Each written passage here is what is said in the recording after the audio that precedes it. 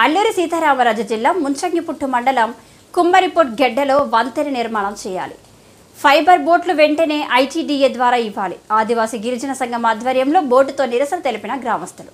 ఈ సందర్భంగా జరిగిన సభలో ఆదివాసీ గిరిజన సంఘం నాయకులు కొర్ర త్రినాథ్, ఎస్ గాసి రామ్ధర, ఎంఎం శ్రీను మాట్లాడుతూ జోలాపూర్ డ్యాంలో వర్షపు నీరు నిండడంతో కుమ్మరిపుట్టు గెడ్డ వద్ద దాటలేక 14 గ్రామాల ప్రజలు రాకపోకలు స్తంభించిపోయాయి. అత్యవసర పరిస్థితుల్లో మండల కేంద్రంలో రావాలన్నా, నిత్యావసర సరుకుల కోసం రావాలన్నా నాటు పడవ ప్రయాణం చేయాలంటే ప్రమాదకరంగా ఉంది. ఇదే ప్రాంతంలో గత 20 సంవత్సరాల కాలంలో 15 మంది ప్రజలు, ఒక ఉపాధ్యాయుడు మృతి చెందాడు. ఈ ప్రాంతంలో వంతెన నిర్మాణం చేయాలని గత 20 సంవత్సరాలుగా ఆదివాసీ గిరిజన సంఘం ఆధ్వర్యంలో ప్రజలు వివిధ రూపాలుగా పోరాటం చేస్తున్నా ప్రభుత్వం స్పందించకపోవడం బాధాకరమన్నారు. నిర్మించడానికి వెంటనే నిధులు మంజూరు చేయాలి.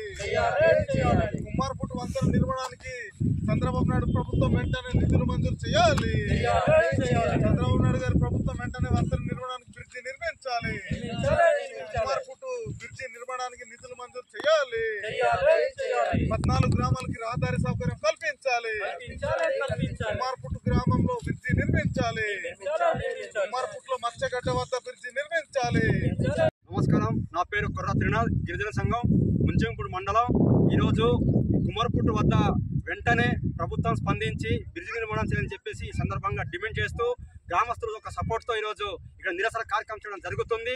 ఈరోజు గత నెల రోజుల నుంచి భారీ వర్షాల కారణంగా జోలాపూర్ రిజర్వేయర్లో వాటర్ స్టాక్ పెరగడంతో ఈరోజు ఇక్కడ చాలా పెద్ద ఎత్తున గడ్డ కూడా పెరగడంతో ఈరోజు ఈ 14 గ్రామాల ప్రజలు ఏదైతే ఉన్నారో వాళ్ళందరూ కూడా వాళ్ళ జనజీవనం మొత్తం స్తంభించిపోయింది.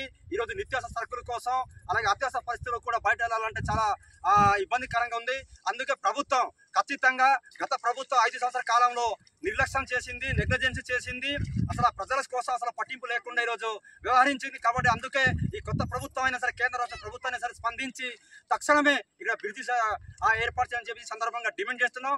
అదే కాకుండా ఇమీడియట్లీగా తాత్కాలికంగా ఫైబర్ బోటు ఏర్పాటు చేయాలని చెప్పి సందర్భంగా డిమాండ్ చేస్తున్నాం. అదే కాకుండా ఏదైతే ఈ గడ్డ పరివాహక ప్రాంతంలో ఉన్నారో వీళ్ళందరికీ కూడా గిరిజన మత్స్యకారులకి బోట్లతో పాటు వలలు కూడా ప్రభుత్వమే ఉచితంగా సప్లై చేయాలని చెప్పి సందర్భంగా డిమాండ్ చేస్తున్నాం.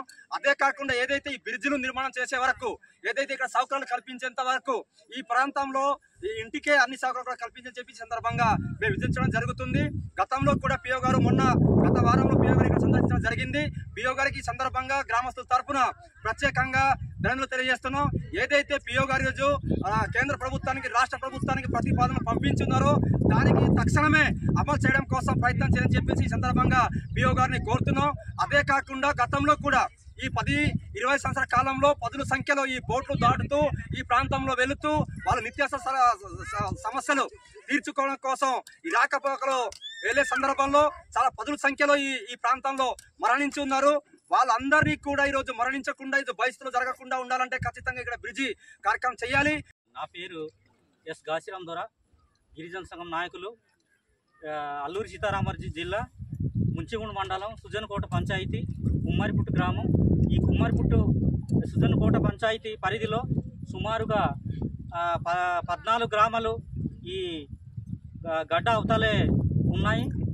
అయితే ఈ జోలాపుట్టు రిజర్వాయర్ నిర్మాణం వల్ల ఈ నీరు స్టోరేజ్ ఇక్కడ నిండిపోయి మనకు ఈ సుజనకోట పంచాయతీ కుమ్మరిపుట్టు రేపు వద్ద చాలా నీరు ఈ గ్రామం దర్దాపులో ఉంటుంది.